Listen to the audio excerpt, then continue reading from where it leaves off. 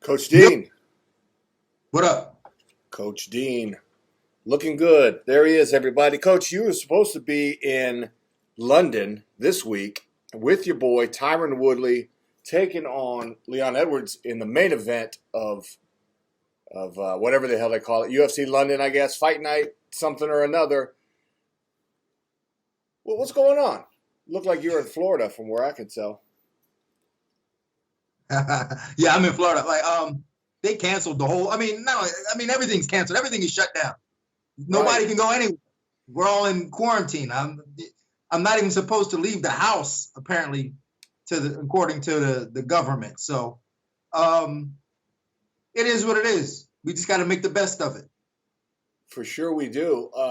Let's talk about how you're impacted though by it. I mean, look, first and foremost, like I said, y'all had that big fight coming up. And obviously things have gotten real crazy, but things got crazy real quick concerning that card and the whole Leon Edwards controversy, I guess you want to call it that, where the UFC was trying to get him to hop a plane, and they were like, look, we don't even know where you're fighting or any of this. And he was like, well, hold up. No, I don't know about all that. I'm not trying to leave my family behind and get stuck overseas. And that's what a lot of sane people were saying. But then you had a few people, you know, namely Dana White and some cheerleaders of his that were pretty vocal about, you know, congratulations for the UFC trying to look out for the people and this and that and the other. But I got to imagine from where you're sitting, what was going on, man? What were they telling you and Tyron Woodley and everything at that time was like touch and go. Just be prepared for anything. So we were actually in Atlanta in camp, and then we left Atlanta and we were still planning on going to London. He went to St. Louis. I came back to Florida. We were still planning on going to London, and then next thing I know, they were like, well, London is off, but we're going to do it here in the States, somewhere in the States. So we were planning, and it was to the point where it was like, I had my bags packed just ready to go within the hour. And you were going to do it. Yeah, we were going to do it. And then we didn't have an opponent. And then it was like, okay, let's try to get Colby Covington. Colby said he would do it, and then whatever reason he couldn't make that work. And then they wanted him to fight Gilbert Burns. And Tyron called me and said, what do you think? I said, you know, we in shape. So, well, you in shape. so let's do it. And then when he agreed to do it, then they scrapped the whole thing and canceled the next 3 UFCs just because it wasn't in the best interest of, I guess, maybe the world. Yeah. But we were ready to fight. I mean, it really was down to the point where I had my bags packed, my passport, and it was like, yo, just tell me when to go to the airport and I'm going. I understand the willingness to fight or even the need, especially financially, because that's the way a prize fighter gets paid. That's the way coaches get paid. You know, they get a purse after they've completed their job, right? Yeah. And more money if they win. So there's a lot riding on it. Was it ever a concern for y'all, though, that you might get somewhere, wherever they told you to go, and then not be allowed to leave? Did you think things would escalate that quickly and get that crazy? Because if you had known that, would that have changed your opinion? No, not at all. And part of the reason why is, and I'm sure we'll probably talk about this later, is that I knew I was leaving American Top Team. So it was like, if I got stuck somewhere, I'm on vacation. So, I wasn't concerned about getting back quickly. In fact, in London, I had planned to stay in Europe for a couple of days, maybe even weeks later. I was going to be in Germany with my friends over at MMA Spirit, Daniel Weichel and the boys. I was going to hang out with them for a little while and just kick it with them. So I was prepared to be gone for however long I needed to be gone. What do you think about Tyron though? Because he's got a wife at home, he's got all them kids running around. What were his concerns? Tyron's a focused dude. I mean, if he got stuck somewhere, I'm sure he wouldn't have liked it, but it's his job though. Like his job, he's required to fight. He wanted to fight. He hasn't fought in a year. He was looking forward to it. We went through camp. Camp is never cheap. So, fighting is you gotta fight. You gotta get paid. So I'm sure that wasn't a question of, we weren't even thinking, what if I go somewhere and get stuck? That was never a thought in our mind. For me, it kind of was, and I was like, I hope so. I don't care. It just give me another reason to chill out somewhere else. But for him, I don't even think he was even thinking about that. I think it was just, let's go, let's get this win, let's get back on track, let's get another fight right after. He's so focused on fighting right now. That's where his mind is at. Some of us, for that reason, were very critical of the UFC and for Dana White. And then he, of course, he loves to be told how to run his business by the MMA media. So he of course, used his voice to, talk about how we're the wimpiest people on earth that covered the toughest sport. All I'm saying is this. Last week, okay, my wife is active duty military. I'm a reservist. Last week, when all this was going on, during the day, early in the day, we got hit with a travel restriction saying that we could not leave this county.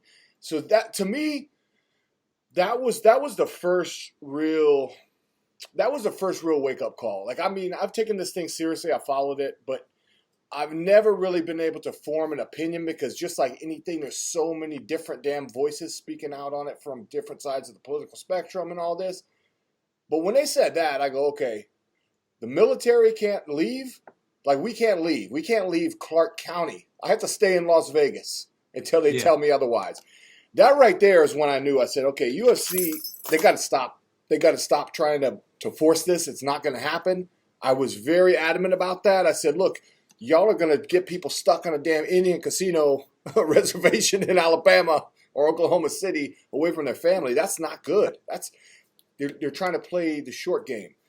I feel like they should have. Honestly, I feel like they should have just paid everybody. Now, I talked to a fighter who was affected by the Columbus event, a ranked guy. He said that they're going to take care of him. I didn't press for details, but I just wonder, do you think that's appropriate? And do you think that the guys from UFC London will see a similar getting taken care of? I don't know, man. I don't know.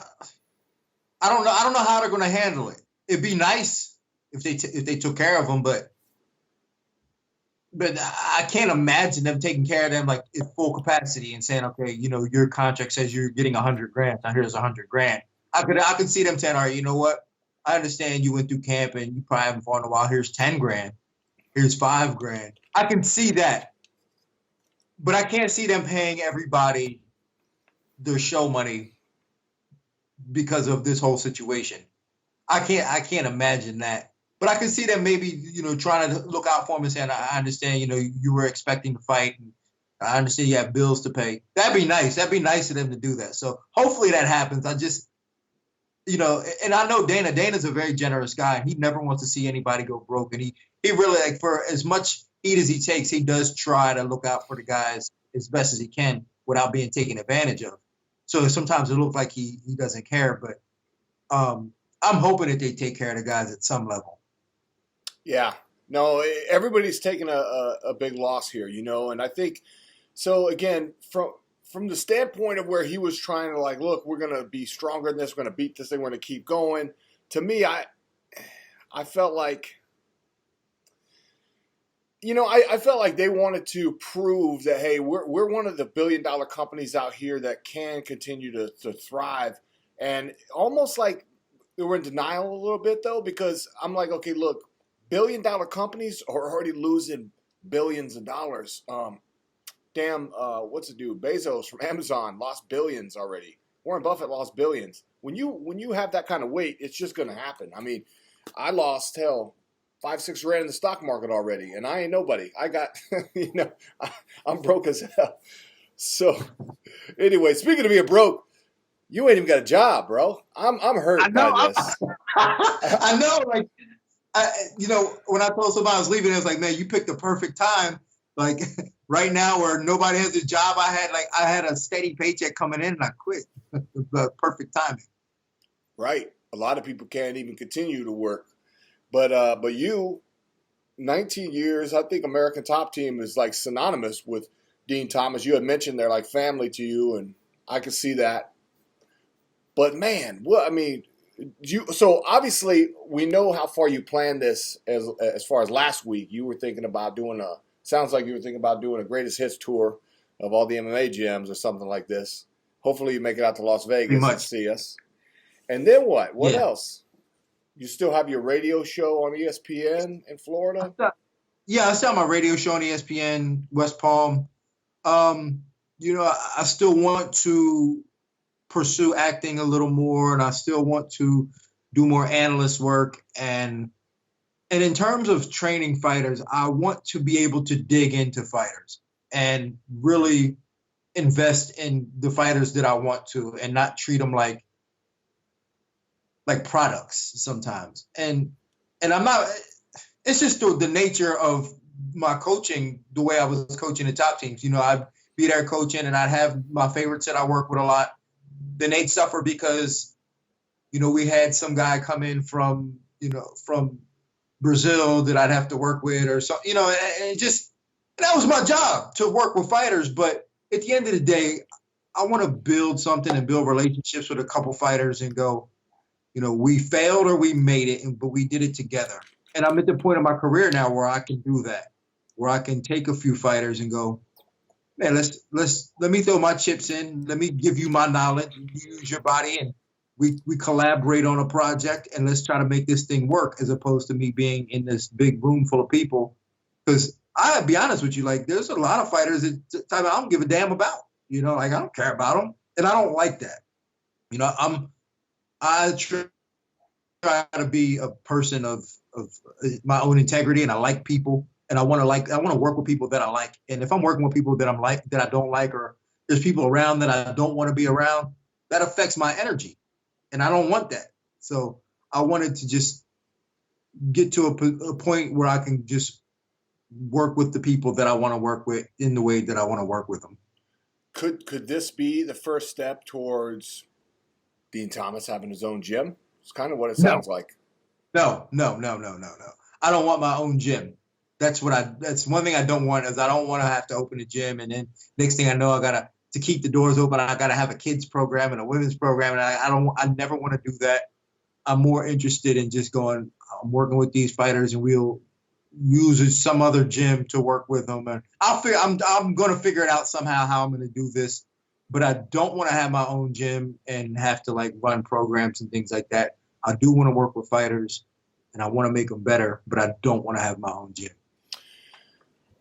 Working closely with fighters like that is what you would call playing the long game. In other words, Tyron Woodley is a guy that you fostered up from, a pretty rough around the edges, really good wrestler trying to be an MMA fighter into a world champion.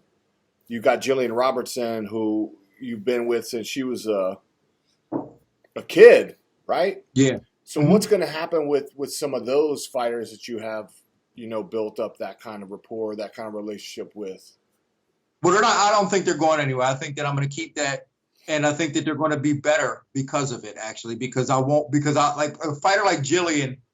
I've been with her for a long time, but when she's not in camp, I don't get to work with her that often. When I work with her, maybe sometimes I don't see her for a couple of months because I'm working with other people.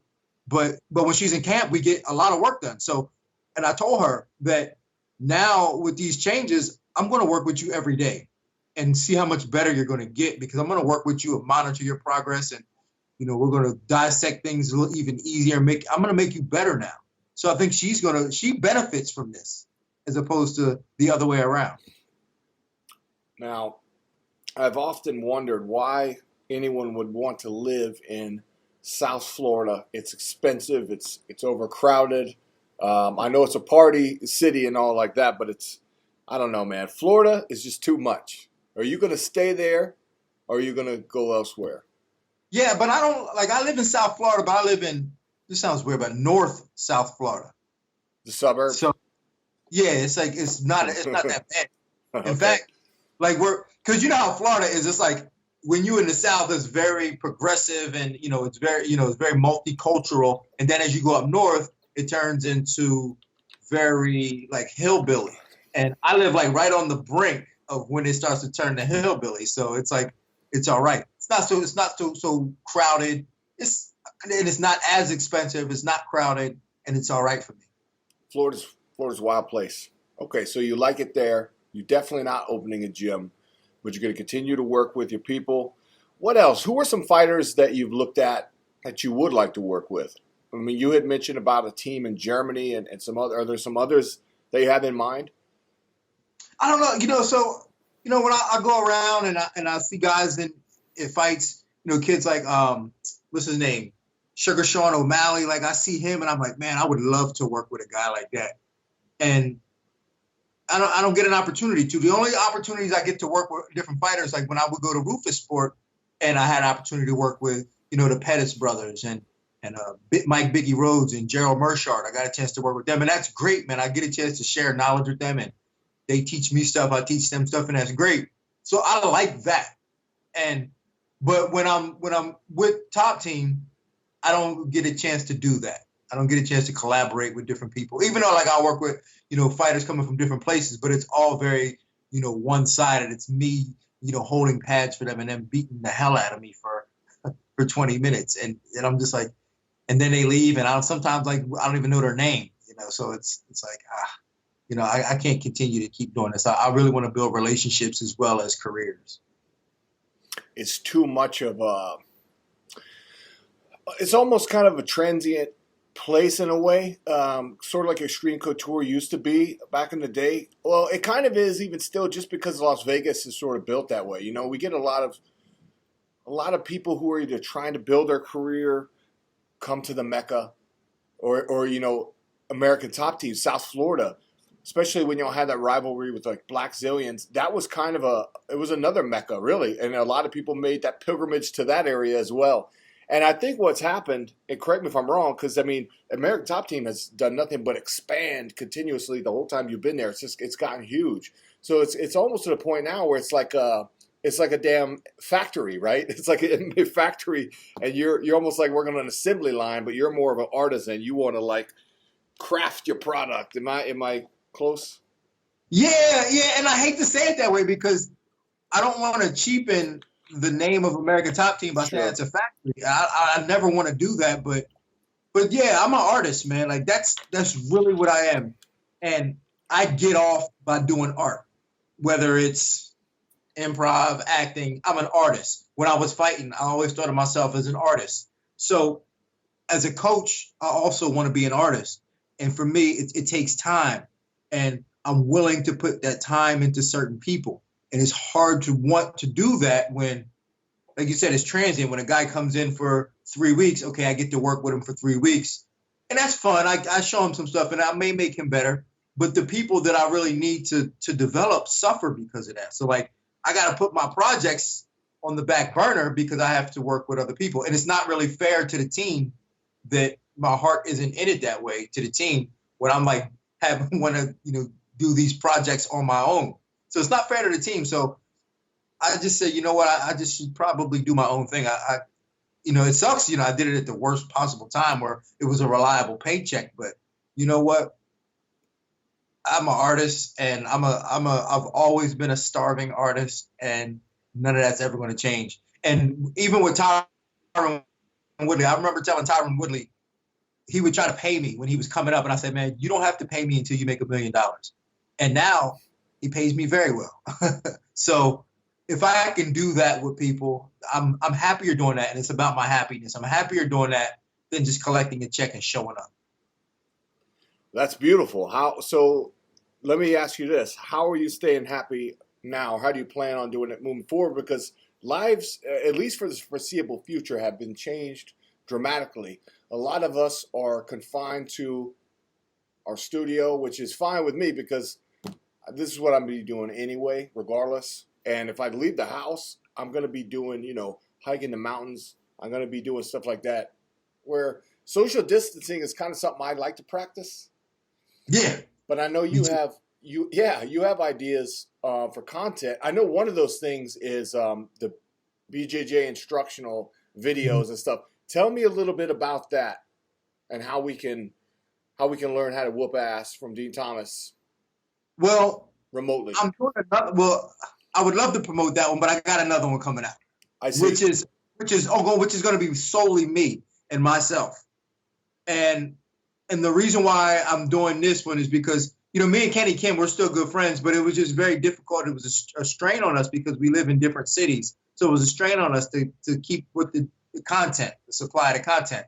But with this one that I'm doing on my own, I'm responsible for it. So it's going to be a lot easier for me to keep the content updated and to put out the content that I want. And it's not only BJJ.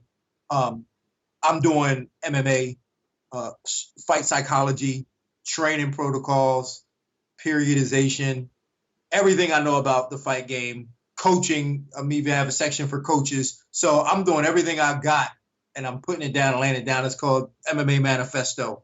So I got that coming out probably within the next 2 months. So is this going to be a series of videos? Is it a podcast format? You're going to do a written book? How?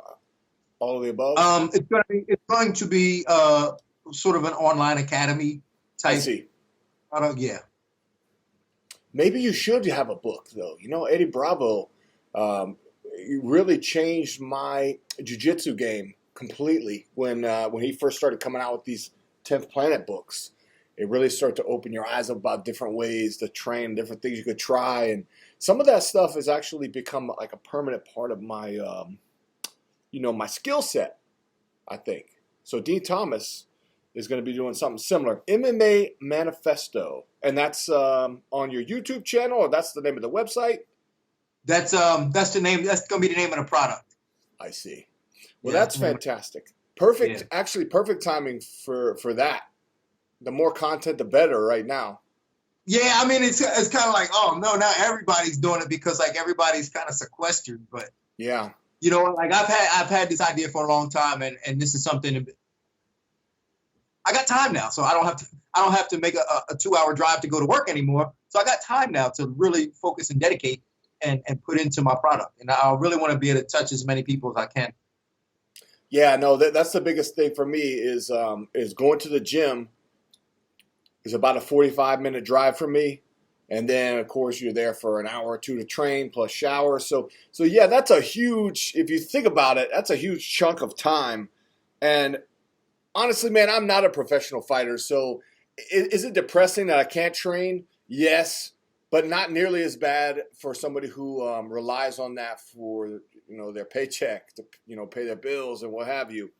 So, and just God bless everybody out there who, is restrained in their ability to earn a paycheck right now, because I can't even imagine. I'm very fortunate in that I do this as a side hustle, and of course I'm also a teacher at UNLV, and so right now all universities are closed, and we're teaching everything remotely, which I don't even know what the heck that's going to look like. But Coach Dean on his end is trying to figure out the same thing. He's trying to figure out how to evolve his skill set into something that is deliverable in other ways.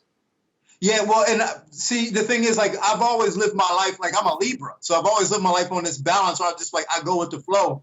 But this year I decided to not just go with the flow and say, you know what, this is what I want. How do I make this happen?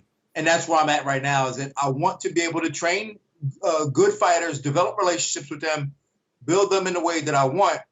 How am I going to make it happen? So I'm in the process right now of being able to make that happen. And then on the side, have this online project where everybody can get the information that I have to give in a way where it's clear and concise and easily attainable. Yeah, so I had a similar idea, not to make those instructional kind of to host instructional videos like technique videos, because I feel like people really like those, especially people who are starting out, people who are still moldable, or people who just love to learn and get better. I think of like more artist type of fighters, like a John Jones. To me, seems like a kind of guy that probably never stops learning. But then you also have those guys that think they have it all figured out too, and those are the people you probably won't be able to get through to. But anyway, if you go to MMAsoldier.net, go to the MMA tab. I got the first installment of Technique of the Week, as taught by Ryan Couture, who is a fantastic coach, fantastic fighter and grappler, but more importantly, his expertise is in cage wrestling, where his dad, is the guru. And Coach Dean, I've definitely been meaning to get an episode with you on there, but it looks like we're going to make that happen one way or another, because you're going to be doing that anyway, kind of. And then I got some other folks in mind for y'all as well in the coming weeks. But of course, I did not know we were going to be on lockdown and we wouldn't be able to film anything. So we're going to have to get creative with it. But yeah, like I said, if y'all check out the first installment with Ryan Couture on some cage wrestling defense, and we'll have much more to come. As we said, Coach Dean is doing his thing. So we'll have to have you host one of these episodes one of these days. Absolutely. And what else you want to plug? It's good to check in with you, Coach Dean. What else would you like to talk about? We know, what did we learn here? So we learned you're going to stay with Tyron, and he pays you very well. You'd like to work with Sugar Sean O'Malley and some others. And you're going on a Greatest Hits MMA Gym World Tour, still doing the ESPN radio show. We might see some more acting and improv from you. Yeah, but my real love, and I have to plug this because, Matt and them would kill me, is Dana White looking for a fight. So I hope people continue to request that so that we can get back on the road and have some fun. How can we forget about that? Yeah, hold on a second. Dana White looking for a fight. That is a fun show. A lot of good talent gets scouted out of there. I think the shenanigans is probably the focus of the show. You hanging out with Dana, you hanging out with your old rival turned friend, former world champion Matt Serra, of course. When's the last time you guys filmed? And are we all caught up on the episodes? Or Yeah. The last one we filmed was in Hawaii, and that was the one where Dana didn't jump off of the cliff. Okay, I don't blame him. I ain't jumping off no cliffs. Well, you know what? Like me, I gave him a pass. I don't know why I did, because he dogged me because I didn't want to do it. I didn't think I was going to do it, but I dogged him for. I didn't dog him as bad as I should have, but like he dogged me for not wanting to do it. I ended up doing it. He ended up sitting up there for 3 hours. So, but I don't know. It was a lot of fun. But we were supposed to film within the next couple of months, and that's been shut down, obviously, with what's going on. But hopefully, when this all clears up, we can get back out on the road and start looking for some more fighters and giving you guys some more things to laugh at. So, what was that? 40-foot jump? 40 feet into the water? It was about 30, I think. What's scarier, doing that or getting up on stage and doing stand-up comedy? That was. It is. Yeah. So in order of scariest, I go from least to worst. Least scariest is actually doing comedy. Then jumping off the cliff, then sharks. And then where's cage fighting fit into all that? I would think right behind the sharks. Cage fighting is no. It's scarier than swimming with sharks? No, it's at the bottom. Oh, because shit. You train for that. You know what I'm saying? You could train to get into a cage. Like you can't really train to like be in with an unpredictable shark. So cage fighting is at the bottom. I'd say it'd be like comedy, then cage fighting, then jumping off the cliff. Yeah, I think it's an irrational fear that we have, heights and stand-up or public speaking. Yeah, I think some people, though, really struggle with that. I think you and I are probably the types that don't really, have an issue with public speaking. I think people who do, though, will probably think that's scarier than swimming with sharks.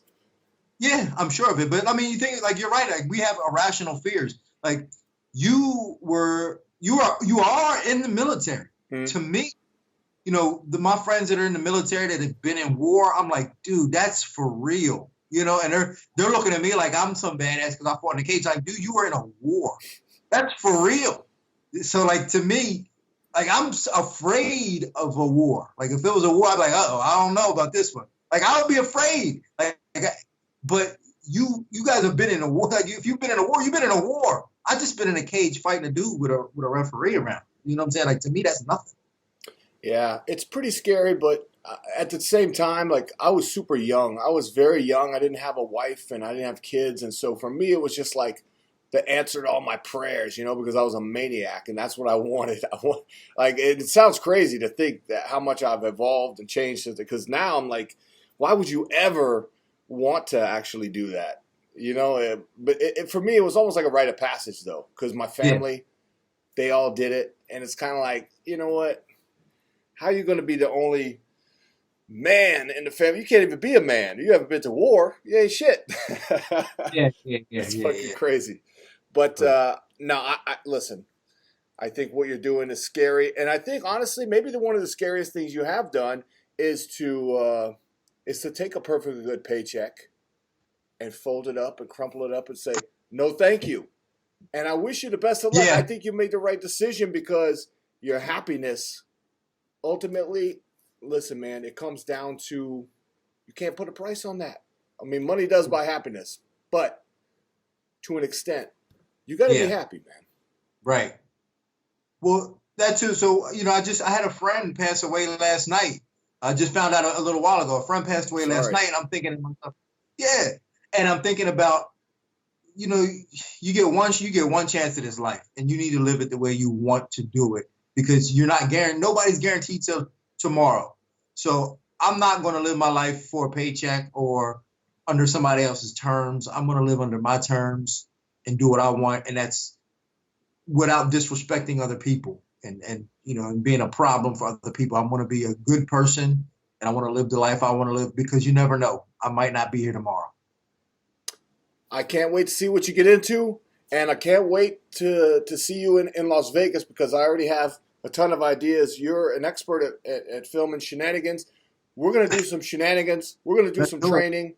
I promise I'm not going to throw you off a cliff into a water full of sharks. I'm not going to shoot at you. I ain't going to do nothing crazy like that, make you run across the freeway. You're going to be perfectly safe. The most dangerous thing we might do is... Let me know when I'm down. The most dangerous thing we might do is hit some pads, and you get beat up for a little bit. But you're used to that. You said that. I'm used to that. All right, my man. Thank you so much, Coach Dean, and you have a wonderful day, sir. Thank you, man. I'll talk to you soon. Later.